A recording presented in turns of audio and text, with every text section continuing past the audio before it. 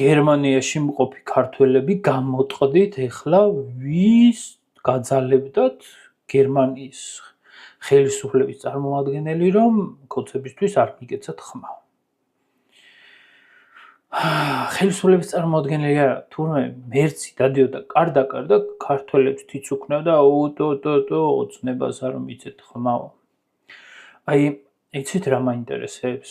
ჯერ თავისივე ამომრჩევლის, ახლა საღად მოლაზროვნე ადამიანი ხო ამას არ დაიჯერებს, მაგრამ თავისივე ამომრჩევლის რამხელა დაცინვა და რადონის პირდაპირ ვიტყვი დებილები გონია თავისი ამომრჩეველი ამას, რომ ფიქრობს, რომ ამას დააჯერებს, რომ იქ ვიღაც თავრობის წარმომადგენელი დადიოდა კარდაკარ, თვითონ რო დარბიან სიებით, ეგრე გონიათ, ეგრე ხდება ევროპაშიც და თავის ქვეყნის არჩევნებზე კი არა, რომ სხვა ქვეყნის საქართველოს არჩევნებზე ვიღაცებს თითს უქნევდა, ვისთვის უნდა მიეცეთ ხმა.